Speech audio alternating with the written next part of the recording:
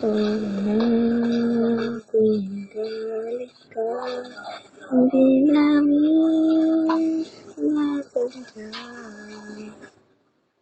Kung hindi man sumagot, takot lang siguro, pipilitin kong magbago. Ang aking sa'yo, sorry na, nakikinig ka ba?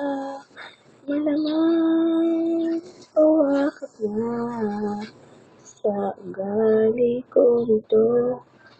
Ang tigas ng ulo at parang sirang tambucho na hindi huminto. Sorry na talaga kung ako'y medyo tanga.